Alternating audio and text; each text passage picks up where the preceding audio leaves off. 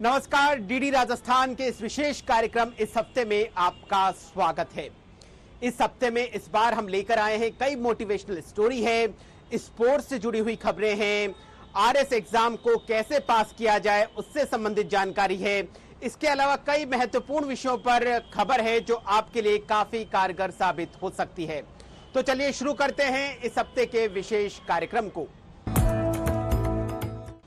कहते हैं कि इस कर्म भूमि में कर्म सभी को करना पड़ता है। ईश्वर जो है वो सिर्फ लकीरें देता है, लेकिन उसमें रंग हमें ही भरना पड़ता है। जी हाँ, किस्मत की इन लकीरों में बेहद खूबसूरती से अपनी मेहनत से रंगों को भरा है झालावाड़ जिले के झालरापाटन तहसील के गोविंदपुरा ग्राम पंचायत के रहने वाले रामधन ने इस तरह का एक अलग ही नवाचार किया है और नवाचार करके एक ऐसी मशीन तैयार की है जो किसानों के लिए काफी फायदेमंद साबित हो सकती है। इस मशीन की खास बात यह है कि ये पेट्रोल और डीजल से नहीं चलती है बल्कि सौर ऊर्जा से चलती है। आइए देखते हैं इस विशेष रिपोर्ट में।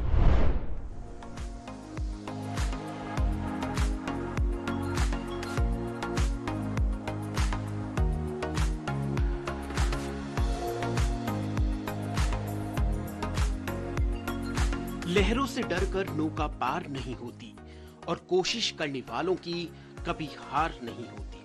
जी हाँ, झालावाड़ जिले की झालरापाटन की गोविंदपुरा ग्राम पंचायत के रहने वाले किसान पुत्र रामधन ने इस कहावत को पूरी तरह से सिद्ध किया है। उन्होंने घरेलू कृषि उपकरणों की मदद से एक ऐसी मशीन तैयार की है जिससे किसान निराई, बीज बुआई और छिड़काव समेत कई काम कर सकते हैं।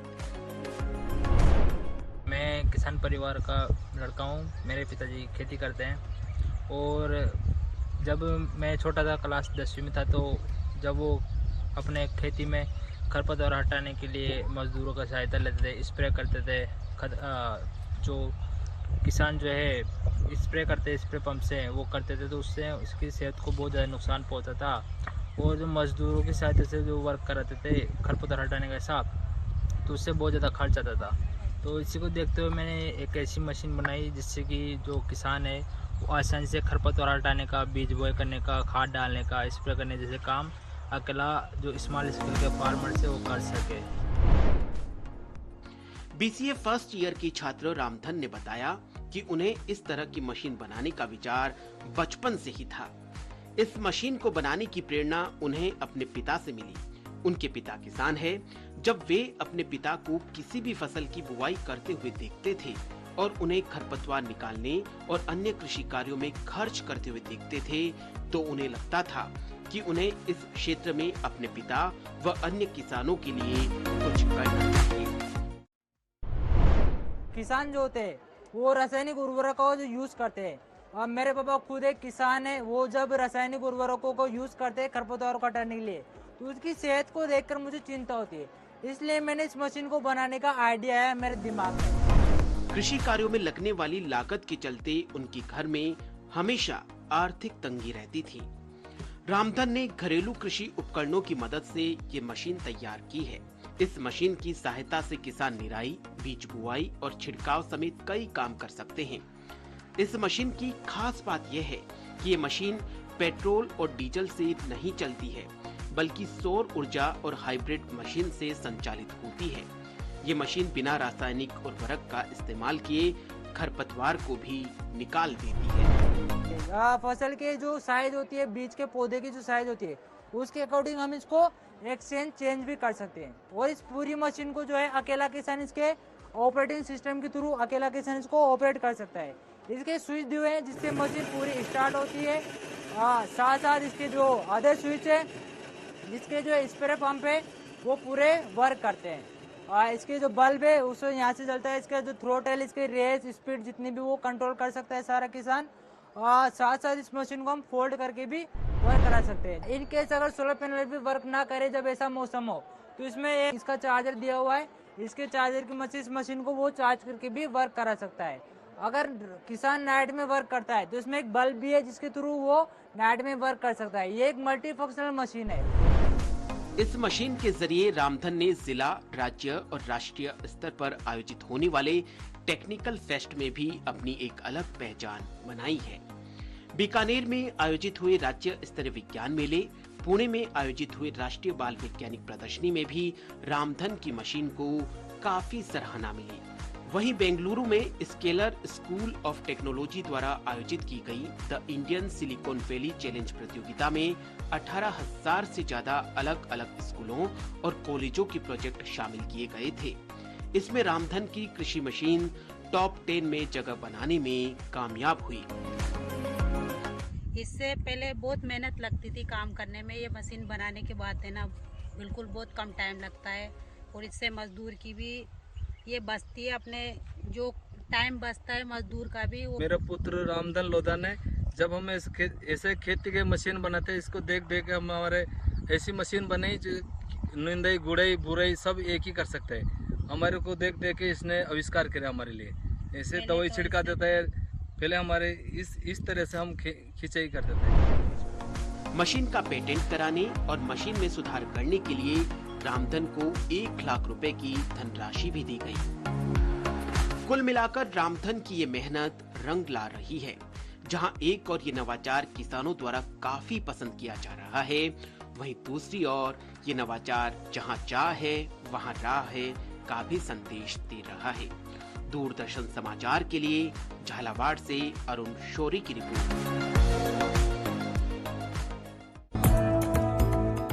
कोरोना काल जिसको याद करते ही हम सहम जाते हैं। पूरा विश्व लॉकडाउन के उस भयावह दौर से गुजर रहा था। हम सभी अकेलेपन और एकाकी का जीवन व्यतीत कर रहे थे। ऐसे में जयपुर के 76 वर्षीय जो प्रताप कुमार भाटिया है, वो भी इसी अकेलेपन से जूझ रहे थे। उन्होंने स्केचिंग करना शुरू किया और स्केचिंग में इतने पारंगत हो गए कि उन्होंने स्केचिंग को ही अपना पैशन बना दिया और 150 से अधिक स्केचिंग की पेंटिंग्स बनाई है और जयपुर के जवाहर कला केंद्र में उन्होंने अपने स्केचिंग्स की प्रदर्शनी भी लगाई है। कोरोना काल जिसको याद करते ही हम सहम जाते हैं। पूरा विश्व उस भयावह दौर से गुजर रहा था। लॉकडाउन के उस दौर में जहां हम सभी खालीपन और एकाकी की जिंदगी गुजार रहे थे, वहीं जयपुर के 76 वर्षीय प्रताप कुमार भाटिया ने खुद का हौसला बढ़ाते हुए और खालीपन को दूर करने के लिए स्केचिंग करना शुरू किया और स्केचिंग में इतने पारंगत हो गए कि उम्र के इस पड़ाव पर स्केचिंग को ही अपना पैशन बना दिया। तो हर आर्ट में अपनी एक अलग खूबी होती है, पर पेंसिल स्केच बनाना जिसमें कोई रंग नहीं है, रंगों में भावना अलग झलकती है, रिफ्लेक्शन अलग आता है, उस भावना को, रिफ्लेक्शन को, आंखों की चमक को, शेडिंग को ब्लैक एंड वाइट में बताना अपने आप में एक टेढ़ा काम है। मैंने अपनी कोशिश की कि बखूबी उसको अंजाम दे के पूरा कर सकूं। इन्होंने कोई फॉर्मल ट्रेनिंग नहीं ली है। जयपुर की जवाहर कला केंद्र में भाटिया ने स्केचिंग कर जो स्केच बनाए हैं उनकी प्रदर्शनी लगाई गई, जिसमें राजनेता, उद्योगपति, wonders of the world, historical monuments, पशु पक्षी के स्केच मुख्य हैं। इसके अलावा अयोध्या की रामलला का स्केच प्रदर्शनी में आकर्षण का केंद्र रहा। ये जो सारे स्केचेस हैं, एक तो इनको देख के बिल्कुल भी देख के नहीं लगता कि किसी एमेच्योर आर्टिस्ट ने बनाए हैं।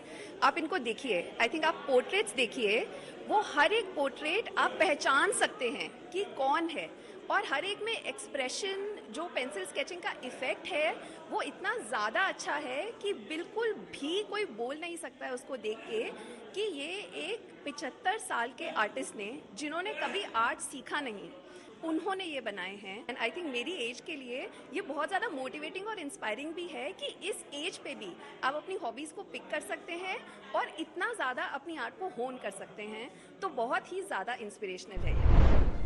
भाटिया का कहना है कि किसी भी नए काम को शुरू करने के लिए उम्र कोई मायने नहीं रखती। जिंदगी की असली उड़ान अभी बाकी है, आपके हौसलों का इम्तिहान अभी बाकी है। अभी तो मापी है हमने मुट्ठी भर जमीन, आगे सारा आसमान बाकी है। जी हाँ, इसी आसमानी आसमान को नापने के लिए इस सप्ताह पूरे देश में पहली बार विश्व स्काई डाइविंग दिवस मनाया गया। केंद्रीय संस्कृति और पर्यटन मंत्री गजेंद्र सिंह शेखावत ने खुद ने 13,000 फीट से छलांग लगाई और कहा कि साहसिक भारत के लिए आसमान की कोई सीमा नहीं है।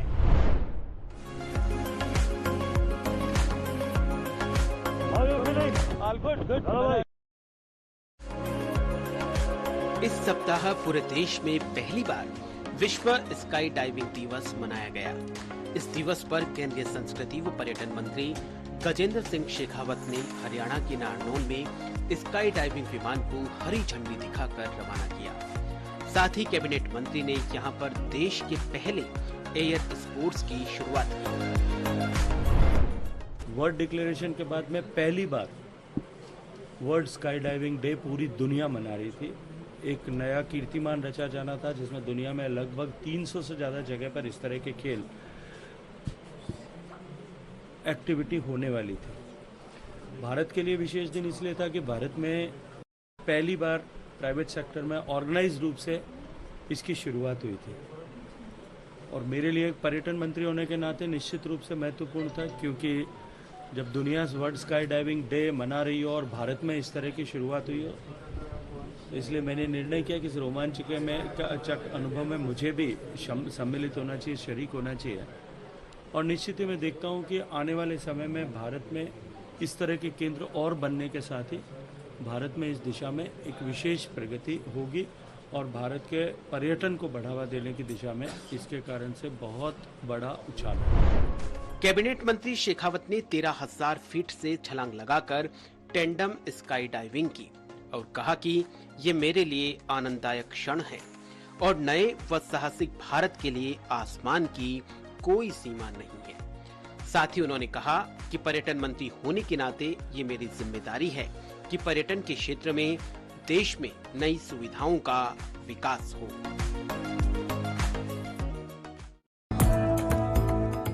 कहते हैं कि पहला सुख निरोगी काया। जी हाँ, इसी काया को निरोगी बनाए रखने में खेल की अपनी एक महत्वपूर्ण भूमिका रहती है। तो चलिए देख लेते हैं खेल से जुड़ी हुई खबरों को। जयपुर के एसएमएस स्टेडियम में आईएचएफ ट्रॉफी हैंडबॉल प्रतियोगिता का आयोजन हुआ है, जिसमें मेजबान भारत ने काफी उत्कृष्ट प्रदर्शन किया है और फाइनल मुकाबले में मेजबान भारत ने बांग्लादेश की टीम को हरा दिया है। भारत की टीम ने यूथ वर्ग में और जूनियर वर्ग में दोनों में ही बांग्लादेश की टीम को हराया है और खिताब अपने नाम किया है। जयपुर के सवाई मानसिंह स्टेडियम में आईएचएफ हैंडबॉल ट्रॉफी के लिए खेले गए खिताबी मुकाबले में मेजबान भारत ने शानदार प्रदर्शन किया। आईएचएफ ट्रॉफी हैंडबॉल में इंडिया टीम ने यूथ व जूनियर वर्ग में खिताब अपने नाम किया। हमारे कोचेज की वजह से हमें बहुत प्रैक्टिस करी, मेहनत की वजह से हम आज यहाँ तक पहुँचे हैं और ये हमें बहुत खुशी है कि हम मैच जीते हैं। हमारी टीम ने बहुत ही अच्छा प्रदर्शन करते हुए इस मैच को 15 के लीड से जीता है। बांग्लादेश की टीम भी हालांकि बहुत अच्छी थी, इस टूर्नामेंट में सेकंड स्ट्रॉन्गेस्ट टीम वही बांग्लादेश थी। सो मैच बहुत अच्छा लगा। बहुत बच्चों ने, इंडियन टीम के लड़कों ने बहुत मेहनत करके बच्चों ने खेला है इसको और अपनी टीम को जीत दिलाई है। इसके बाद में आईएचएफ का एक इंटर कॉन्टिनेंटल फेस होता है, उसमें और जो कंट्रीज आती हैं जो अपने दूसरे जोन से जीत के आती हैं उनके बीच में इसका टूर्नामेंट होगा आपस में, और हम ये ऑब्वियसली जीत के जाएंगे। आप टीम इंडिया पे भरोसा रखो, ये झंडा ऊपर ही लहराएगा। यूथ वर्ग के खिताबी मुकाबले में भारत ने बांग्लादेश को 56-36 के अंतर से हराया। वहीं जूनियर वर्ग के फाइनल मुकाबले में भारत ने बांग्लादेश को 55-25 के अंतर से हराया। वहीं नेपाल को हराकर मालदीव तीसरे स्थान पर रहा। आईएचएफ ट्रॉफी हैंडबॉल में यूथ व जूनियर वर्ग में 4 देशों जिसमें मेजबान भारत, नेपाल, मालदीव व बांग्लादेश ने भाग लिया, जबकि निर्णायक कतर व कुवैत से आए थे। मारी छोरियां छोरों से कम है के। जी हाँ, इसी कहावत को सही मायनों में चरितार्थ किया है हिंदुस्तान की बेटियों ने। उज्बेकिस्तान में सीनियर महिला लैक्रोस प्रतियोगिता का आयोजन हुआ, जिसमें भारतीय टीम का मुकाबला सऊदी अरब से हुआ और जिसमें भारतीय टीम उपविजेता रही और रजत पदक अपने नाम किया। इसी प्रतियोगिता में बेस्ट गोलकीपर का अवार्ड जीतने वाली राजस्थान के बांसवाड़ा जिले की रहने वाली दीपिका बामनिया ने अपना उत्कृष्ट प्रदर्शन किया। उज्बेकिस्तान में सीनियर महिला लैक्रोस प्रतियोगिता में फाइनल में भारत का मुकाबला सऊदी अरब की टीम से हुआ, जिसमें टीम इंडिया उपविजेता रही और रजत पदक अपने नाम किया।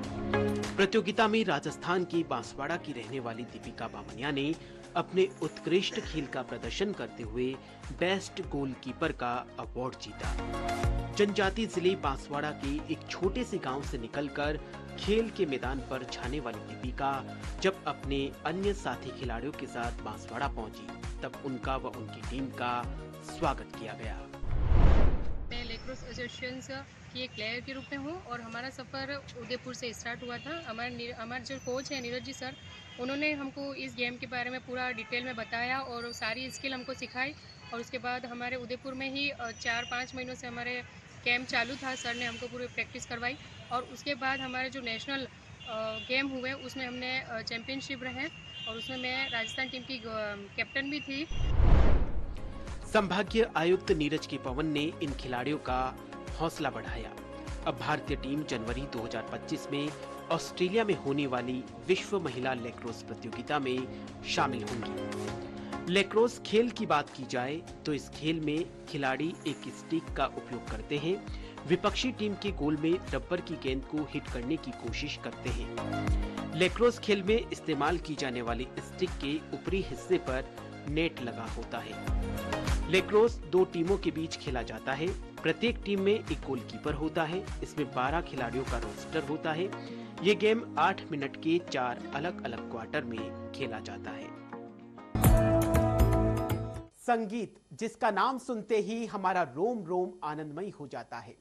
संगीत हमारी भारतीय सांस्कृतिक धरोहर का एक महत्वपूर्ण हिस्सा है। संगीत हमारी जिंदगी को सरल, रंगीन और आनंदमयी बनाता है। ब्यावर के सनातन धर्म राजकीय महाविद्यालय के जो संगीत विभाग के विभागाध्यक्ष है डॉक्टर दुष्यंत त्रिपाठी, उन्होंने अपने निजी प्रयासों से इस संगीत विभाग में इस तरीके के नवाचार किए हैं कि संगीत विभाग में राजस्थान से ही नहीं बल्कि आसपास के राज्यों से भी विद्यार्थी संगीत में एडमिशन लेने के लिए आ रहे हैं। यहाँ पर संगीत सिखाने के साथ साथ विद्यार्थियों को नवाचार भी सिखाए जा रहे हैं। देखिए इस खास रिपोर्ट। ब्यावर के सनातन धर्म राजकीय महाविद्यालय के संगीत विभाग के विभागाध्यक्ष डॉक्टर दुष्यंत त्रिपाठी ने संगीत विभाग में नवाचार कर विभाग की कायापलट कर दी है। विभाग को ऐसा बना दिया है जैसे प्रकृति के बीच बैठकर स्वयं तानसेन, मल्हार या राग भैरवी का रियाज कर रहे हो। उनके निजी प्रयासों और निरंतर मेहनत के कारण ही यहाँ राजस्थान से ही नहीं बल्कि आसपास के राज्यों से भी विद्यार्थी एडमिशन ले रहे हैं। सनातन धर्म राजकीय महाविद्यालय ब्यावर के संगीत विभाग में जब मैंने 2015 में यहाँ ज्वाइन किया था, उस समय की स्थिति और आज की स्थिति में बहुत फर्क है। उस समय यहाँ 3 क्लासों में सिर्फ 2 विद्यार्थी पंजीकृत थे और आज पीजी क्लासेस के साथ ही रिसर्च भी यहाँ संचालित है और बिल्कुल विशुद्ध रूप से गुरुकुल परंपरा और भारतीय सांस्कृतिक परंपरा का प्रतिनिधित्व करते हुए विद्यार्थी यहाँ कार्य कर रहे हैं। यहाँ पे मुझे बहुत मार्गदर्शन मिला है सर के द्वारा और संस्कृति आधारित शिक्षा मिली है और संस्कृति को बढ़ाने का, भारतीय संस्कृति को बढ़ाने का मौका मिला है। यहाँ पर ऐसा वातावरण कहीं नहीं मिला मुझे। अपने जीवन के अंदर मैंने ऐसा कहीं भी नहीं देखा जो मुझे यहाँ पे मिला है और बहुत खुशनसीब हूँ। मैं अपने आप को भाग्यशाली मानती हूँ कि यहाँ पे आई हूँ। इस विभाग में भारतीय शास्त्रीय संगीत और राजस्थानी वाद्य यंत्रों के साथ साथ कई विदेशी वाद्य यंत्रों की भी प्रदर्शनी लगा रखी है। यहाँ पर विद्यार्थियों को संगीत के साथ साथ संस्कार भी दिए जाते हैं। डॉक्टर त्रिपाठी ने यहाँ पर खुला रंगमंच भी तैयार करवाया है। उनका मानना है कि संगीत सिर्फ विषय नहीं है, ये तो कला है। चलिए अब बात करते हैं शास्त्रीय नृत्य की। शास्त्रीय नृत्य हमारी संस्कृति और हमारी अभिव्यक्ति का बुनियादी स्वरूप है। शास्त्रीय नृत्य को करने से हमारे शरीर और दिमाग के मध्य सामंजस्य रहता है, जिससे हम हर कार्य को अनुशासित और बेहतरीन ढंग से कर सकते हैं। शास्त्रीय नृत्य में आज हम बात करेंगे कथक नृत्य की। डॉक्टर तरुणा जांगीड़ हमें बता रही है कि शास्त्रीय नृत्य में जो कथक नृत्य है इसकी क्या कुछ बारीकियां हैं, कैसे किया जाता है और इसकी क्या कुछ महत्वता है।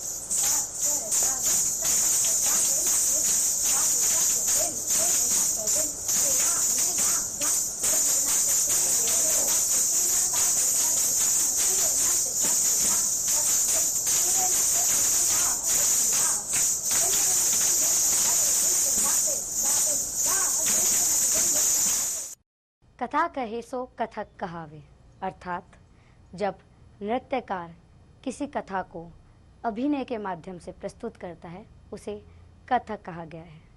कथक का अपना एक इतिहास है।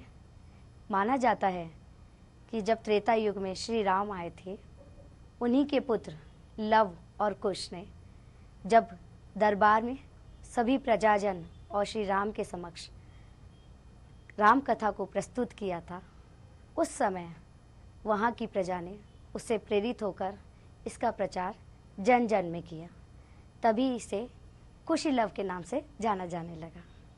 इसके पश्चात द्वापर युग में हमारे कृष्ण, जिन्होंने शेषनाग पे नटवरी नृत्य किया, जिसे नटवरी नृत्य भी कहा जाने लगा।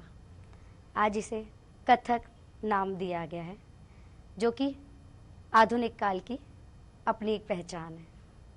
कथक नृत्य जो कि 3 घरानों में विभक्त है, जयपुर घराना, लखनऊ घराना और बनारस घराना। चूँकि राजस्थान वीरों की भूमि है, तो जयपुर घराना भी वीर रस प्रधान है, जिसमें पद संचालन चक्रों का विशेष महत्व है, जिसमें लयकारी के साथ नर्तक या नृत्य की तैयारी नृत्य करते हैं, जिसमें चक्रों का विशेष प्रयोग किया जाता है। इस तरीके के नवीन प्रयोग से कथक अपना एक अलग रूप ले रहा है, जो कि जन जन में अपनी एक अलग पहचान दे रहा है।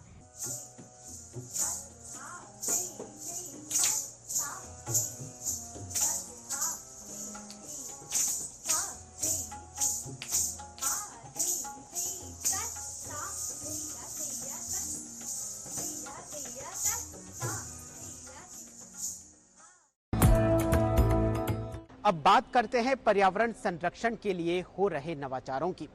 प्लास्टिक प्रदूषण पूरे विश्व की समस्या बनता जा रहा है। हम सुबह से लेकर शाम को सोने तक किसी न किसी प्लास्टिक पदार्थ का उपयोग जरूर करते हैं। नगर निगम ग्रेटर ने पर्यावरण संरक्षण की दिशा में और सिंगल यूज प्लास्टिक पर बैन लगाने की दिशा में एक महत्वपूर्ण नवाचार किया है। जी हां, नगर निगम ग्रेटर जयपुर ने राजधानी जयपुर के कई स्थानों पर एक झोला बैंक मशीन लगाई है, जिस पर एक QR कोड दिया गया है, जिसको स्कैन करने पर 5 रुपए का भुगतान करने के बाद में आपको कपड़े का थैला मिलेगा। इस कपड़े के थैले में आप अपनी रोजमर्रा की जो भी सामान खरीद कर रखना चाहते हैं वो खरीद सकते हैं, उसमें रख सकते हैं। प्लास्टिक प्रदूषण पूरे विश्व की समस्या बन गई है। सिंगल यूज प्लास्टिक पर प्रतिबंध लगाने के लिए कई प्रयास किए जा रहे हैं। सुबह से लेकर शाम तक हम किसी न किसी प्लास्टिक प्रोडक्ट का उपयोग जरूर करते हैं। नगर निगम ग्रेटर ने सिंगल यूज प्लास्टिक पर बैन लगाने और पॉलीथीन का उपयोग बंद करने के लिए बेहतरीन नवाचार किया है। निगम ने राजधानी जयपुर के कई स्थानों पर झोला बैंक मशीन लगाई है, जिसमें QR कोड लगाया गया है। इस QR कोड को स्कैन करने पर 5 रुपए का भुगतान करना पड़ेगा और आपको मशीन के जरिए कपड़े का थैला मिलेगा, जिसमें आप अपनी रोजमर्रा के सामान रख सकते हैं। ये जो मेन मार्केट में इंस्टॉल किया है डिजायर फाउंडेशन और नगर निगम के संयुक्त प्रयास से, तो इससे बहुत हेल्प रहेगी और बहुत ही नॉमिनल सी कॉस्ट है जी। यहाँ पे नॉर्मली हम लोग सब जयपुर वासी बापू नगर के यहाँ पे खरीदने आते हैं, तो 5 रुपए में ये थैला यहाँ से लेके सामान ले लेंगे।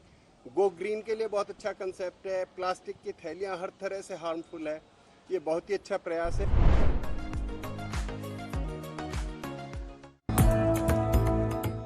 लहरों से डरकर नौका पार नहीं होती और कोशिश करने वालों की कभी हार नहीं होती। जी हाँ, हर युवा रात दिन इस कोशिश में लगा हुआ है कि वो अपने भविष्य को बेहतर कैसे बनाए। अधिकांश युवा प्रतियोगी परीक्षाओं की तैयारी कर रहे हैं और अधिकांश युवाओं का सपना रहता है प्रशासनिक अधिकारी बनने का। इसलिए जानना बहुत जरूरी है कि प्रशासनिक अधिकारी बनने के लिए प्रशासनिक सेवा की तैयारी किस तरीके से, प्रशासनिक सेवा परीक्षा की तैयारी कैसे की जाए और किन किन चीजों का ध्यान रखा जाए। एक RS एस्पायरेंट से एक RS बनने के लिए सबसे पहले जो सबसे ज़रूरी है वो है आपका माइंडसेट, जो बिल्कुल क्लियर होना चाहिए, बिल्कुल स्पष्ट होना चाहिए कि आपको यदि RS बनना है तो डे 1 से आपको ये पता होना चाहिए कि आपको बस आपकी एक ही मंजिल है और उसी पर आपको चलना है। जब मेरा ये सफ़र की शुरुआत हुई थी और जब भी मैं OTS यानी कि ऑफिसर्स ट्रेनिंग इंस्टीट्यूट के सामने से गुजरती थी तो मुझे हमेशा एक ही ख्याल, मेरा एक ही खुले आंखों से मैं एक सपना देखती थी कि एक दिन आएगा जब मैं इस ट्रेनिंग इंस्टीट्यूट में खुद ट्रेनिंग लूँगी, उस दिन मेरा ये सपना पूरा होगा। यानी मैं शुरू से बिल्कुल क्लियर थी, मेरा विज़न बिल्कुल क्लियर था। तो आपको भी सबसे पहले अपना एक विज़न जो है वो बिल्कुल क्लियर बनाना है कि I want to be an RRS officer and I will be. जहाँ चाह वहाँ रहा। अगर आपने ये सोच लिया है तो निश्चित रूप से आपको इसे बनने से कोई नहीं रोक पाएगा। RS की तैयारी करने के लिए सबसे पहले आप ये देखिए, अच्छे से पढ़िए उसको कि आपका सिलेबस क्या कहता है।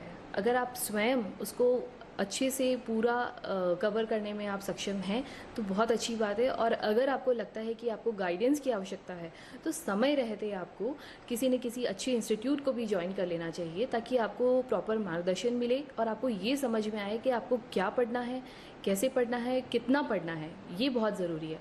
जब भी हम पढ़ते रहें तो साथ साथ में प्री का अगर हम एग्ज़ाम दे रहे हैं तो हम क्वेश्चन पेपर्स को जितना ज़्यादा हो सके हम उनको सॉल्व करें, जितना हो सके हम बार बार चीज़ों को रिवाइज़ करते रहें, हम लिख लिख कर पढ़ने की आदत डालें, ताकि हमारा मेंस के अकॉर्डिंग जब हमें सब्जेक्टिव पेपर में बहुत लिखना होता है, हमें कॉन्क्रीट आंसर्स देने होते हैं लिमिटेड वर्ड्स में, तो हमें पता हो कि हमें आंसर राइटिंग करनी कैसे है। सबसे ज़्यादा ज़रूरी ये है कि एक बार के लिए सब कुछ छोड़ करके, सब कुछ मतलब मनोरंजन हो गया, घर वाले हो गए, समाज हो गए, हर दोस्त यार सब कुछ छोड़ करके एक बार अपने आप को पूरी तरह से फोकस करते हुए हमें ध्यान देना है।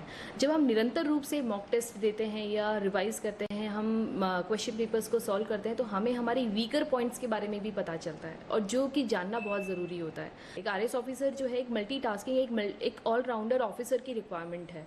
तो उसके लिए अगर आप आर्ट्स के स्टूडेंट हैं तो आपको साइंस एंड टेक्नोलॉजी भी इक्वली पढ़ना पड़ेगा, आपको मैथ्स एंड रीजनिंग पे भी पूरा ध्यान देना पड़ेगा। तो इसके लिए ज़रूरी है कि जो आपके वीकर पॉइंट्स हैं तो आप उससे भागिए मत, उसे आप स्वीकार करिए और उसको ज़्यादा ध्यान दीजिए।